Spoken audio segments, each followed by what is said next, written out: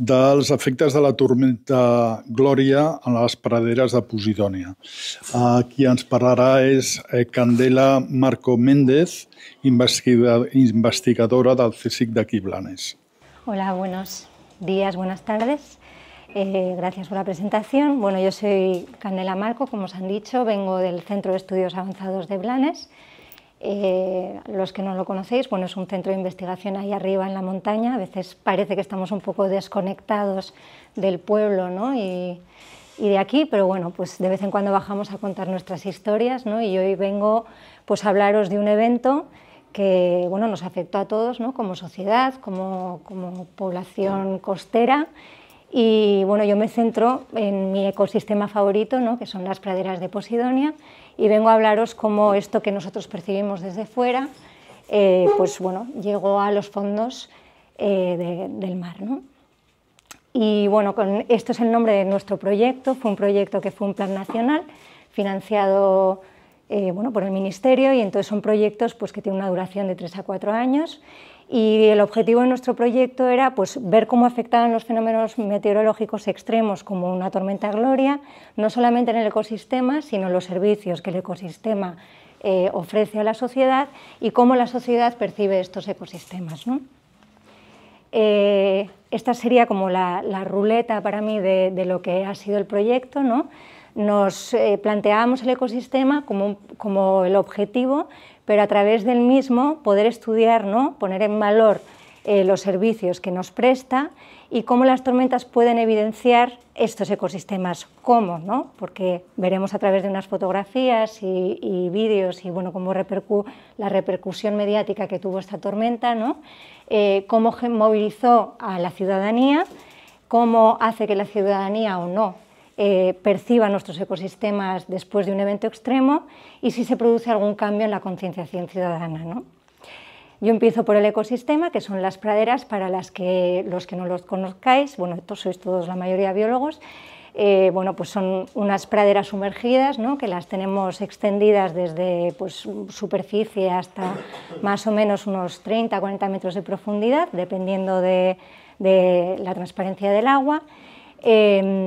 Bueno, son ecosistemas muy productivos y es una especie Posidonia oceánica endémica del Mediterráneo, ¿no? A mí me gusta llamarle, además de pradera, es como un bosque sumergido, ¿no? Para nosotros.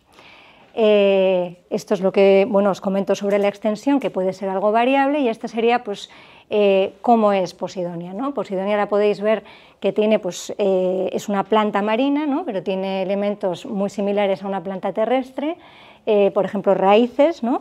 Tiene los rizomas, que serían como los tallos, y tienen las hojas, ¿no? Que son con forma de cintas, ¿no?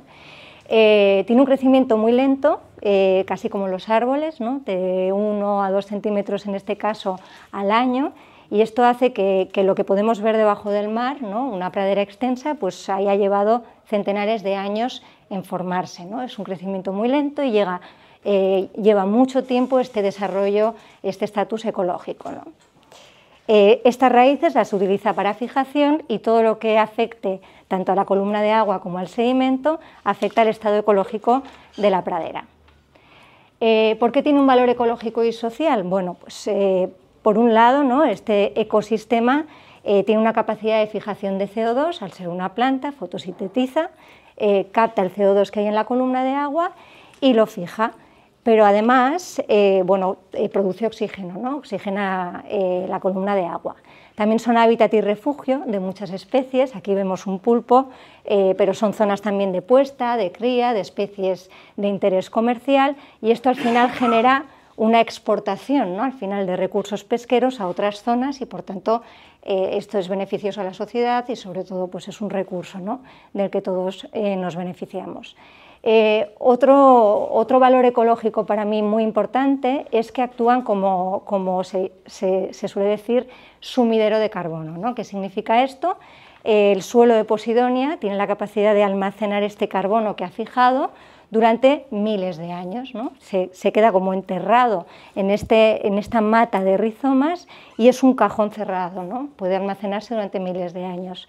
Si perdemos el ecosistema es como abrir otra vez el cajón y este carbono vuelve de nuevo a todo el sistema circulatorio, ¿no? Entonces, este papel que podría ejercer de mitigar el cambio climático se podría revertir.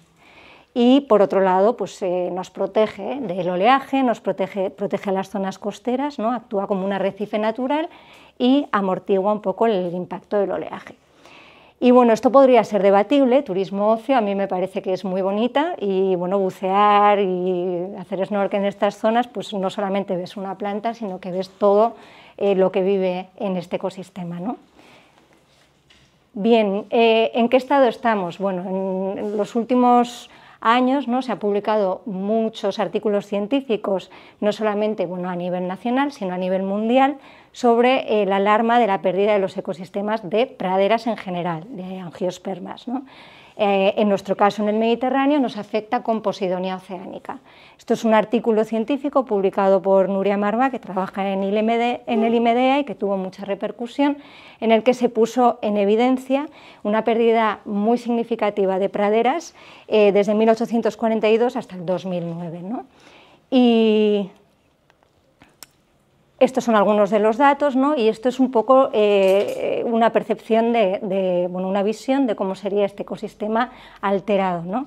En esta imagen de aquí podéis ver lo que sería una pradera muy fragmentada, ¿no? No es una pradera continua, tenemos manchitas y además la tenemos como con algas alrededor, ¿no? Es como un estado inicial avanzado, ¿no? de fragmentación. Y luego arriba tenemos una imagen de una densidad muy baja, ¿no? Una fragmentación alta y además hay como muchos epífitos, mucha turbidez, ¿no? Entonces, esto sería el aspecto de praderas que están en regresión. ¿Y cómo lo medimos los biólogos cuando hacemos monitoreos? Pues uno de los descriptores es el área o la superficie, ¿no? Un proxy de este sería el porcentaje de cobertura y luego la densidad de estos haces, ¿no? De estos individuos por metro cuadrado. Y esto es lo que pone en evidencia el artículo, ¿no? Que la mayor parte de las praderas que estudiaron estaban en un estado de declive, ¿no? De regresión. ¿Y por qué se estaba produciendo esta regresión? ¿Cuáles son los elementos o las amenazas, ¿no? más comunes que afectan a estas praderas? Una de ellas se pueden hablar de impactos mecánicos, ¿no? O impactos que afectan más a nivel químico o a nivel de transferencia de agua. Como impacto mecánico tenemos el impacto de fondeo de embarcaciones. Las embarcaciones o las anclas, ¿no? Si las embarcaciones van a zonas de pradera y lanzan un ancla y luego elevan ese ancla, lo que ocurre es que están arrancando trozos de haces, ¿no? Y pueden dejar una mancha, ¿no? Una manchita que aparentemente podría no ser muy grave, ¿no? En una pradera continua a nivel proporcional, pero que si tenemos cada vez más embarcaciones fondeando en este tipo de ecosistemas, es un impacto mecánico que al final puede favorecer esta fragmentación, ¿no? De la pradera y al final un estado de regresión. ¿Qué más tenemos? Tenemos la contaminación marina, ¿no? La construcción de emisarios o el vertido de emisarios o otro tipo de contaminantes, salmuera, ¿no? Hemos hablado, al final cada vez necesitamos más agua, cada vez somos más población en la costa, ¿no? Y todo eso al final tiene un consumo y un impacto, ¿no? En el medio receptor. ¿Qué tenemos también? Las aguas de sentinas, ¿no? Aguas residuales que pueden venir de embarcaciones, de buques. A través de ellos también puede haber una entrada de especies invasoras que pueden desplazar, ¿no? Colonizar zonas donde hay pradera y desplazarla, hacer que desaparezca a largo plazo. Todo lo que es movimiento de sedimento que afecte la transparencia de la columna de agua. En su día hubo un impacto muy fuerte por el arrastre, hoy en día está regulado, no se permite el arrastre en zona de pradera, sino a mayor profundidad, y el fenómeno del cambio climático, ¿no? Que nos afecta a nosotros como sociedad y en consecuencia al planeta y en consecuencia a todos los ecosistemas, ¿no? ¿Cómo nos afecta en este contexto, en este estudio, ¿no? el cambio climático? Es en un aumento a nivel global de eventos extremos, ¿no? Generalmente esto está asociado a un aumento de temperatura que, como bien sabéis, viene del efecto invernadero, ¿no? Y la emisión de gases de efecto invernadero. Esto es una imagen que lo retrata muy bien, ¿no? Desde 1900 hasta el 2024, pues un aumento global de desastres. Algunos son producidos pues, por inundaciones, pero otros son pues, eventos extremos y debidos a la temperatura. Y en este contexto es donde nos encontramos con el Gloria, ¿no? El Gloria se produjo en enero del 2020. Bueno, algunos compañeros han hablado de los efectos, ¿no?, que tuvo en nuestra sociedad, sobre todo en las zonas costeras, pero bueno, fue un temporal histórico en muchos aspectos, ¿no?, a nivel de pluviometría, como bien se ha comentado. Luego se produjo lo que se conoce como el Storm Surge, que es una elevación del nivel del mar por encima de lo que sería un nivel de marea máxima, ¿no?, y esto produce inundaciones.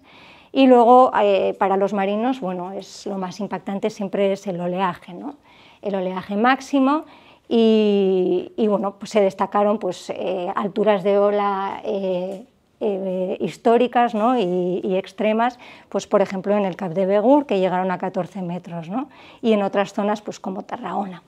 Y este mapa, bueno, es de AEMET, podéis ver un poco la extensión del impacto, ¿no?, y en rojo pues, es donde se detectaron las alturas de ola más fuertes. Esto es como lo percibimos, ¿no?, aquí la sociedad. Algunas de las imágenes se corresponden a Blanes, ¿no? Esta es la Palomera, esta es bueno, la imagen del oleaje en los días del temporal, las consecuencias de esta elevación del nivel del mar, del oleaje, la destrucción que produjo en infraestructuras. Por ejemplo, aquí uno de los puentes, ¿no?, por el desbordamiento del Tordera, pues se produjo la rotura, ¿no?, del puente y de la vía férrea. Bueno, cómo aumenta el caudal del Ter y la destrucción que se produjo, por ejemplo, aquí en el puerto de Blanes, justo detrás, por aquí, un boquete enorme, ¿no?, en el Espigón. Y una imagen muy mediática fue captada por el Sentinel, ¿no?, en el que se veía pues, el cambio del delta del Ebro, ¿no?, antes y después del Gloria, y cómo se había inundado toda la zona, ¿no? Y esta fue una imagen que dio 1000 vueltas. Pues con este mapa de impacto, ¿no?, nosotros nos planteamos en nuestro estudio ir visitando las zonas calientes, ¿no?, y poder ver qué había pasado debajo del mar, qué había pasado en nuestras queridas praderas, ¿no? Y nos movilizamos pues, con un montón de instituciones de la Comunidad Valenciana, amigos, colegas, compañeros, Murcia, IMEDEAM, Baleares, también gente del Delta del Ebro, y bueno, nosotros coordinamos la mayor parte de los estudios de Cataluña con la Universidad de Barcelona y, bueno, y voluntariados y algunas asociaciones, ¿no? Y nos focalizamos en tres aspectos que creemos que definen, ¿no?, el impacto que puede tener una tormenta en la pradera, que es a través del movimiento del sedimento, el enterramiento de los haces, el descalzamiento o la aparición de mata muerta. Y en cuanto a los factores, pues quisimos ponerle cara y ojos a la tormenta, ¿no?, intentar ver qué descriptores de la tormenta podíamos utilizar para relacionarlo, y luego características propias de la pradera o de la localidad de estudio, ¿no?, como es pues, el grado de exposición que puede tener, si es una bahía abierta o cerrada, a qué profundidad está la pradera, si es una pradera extensa, continua, o si es una pradera fragmentada, y por supuesto el impacto del oleaje. Esto es cómo medimos, ¿no?, una vez que vamos a la pradera, pues esto sería una forma de medirlo. El enterramiento se mide desde la marquita de la lígula, ¿no?, es una marquita que tiene la planta aquí, y medimos la distancia de aquí al nivel del sedimento. Si está enterrada será una distancia positiva, ¿no?, tenemos más sedimento, y si está descalzada será negativa, se ha retirado sedimento. Y otro impacto mucho más difícil de cuantificar es el arrancamiento y luego la evolución a mata muerta, ¿no?, que sería lo que estamos viendo en las dos últimas imágenes. Esta sería la caracterización de la tormenta, que era un reto, puesto que no podíamos hablar solo del impacto de la altura de la ola, ¿no?, sino de que fue una tormenta que duró 4 días y que por tanto no solamente es el impacto puntual, ¿no?, de la ola o del nivel del mar, sino es un periodo sostenido en el tiempo. Y gracias a oceanógrafos físicos con los que colaboramos, pues pudimos integrar en el tiempo. Y así como estos hitos, ¿no?, o estas alturas de ola máximas que os había indicado al principio, ¿no?, en Tarragona, en Cap de Begur, si lo extendemos en el tiempo, podemos ver cómo hay una zona que durante más tiempo estuvo afectada por el oleaje, que es sobre todo Cataluña, ¿no? Y con este mapa en mente, pues vamos a ver qué observamos nosotros, a ver si se ve.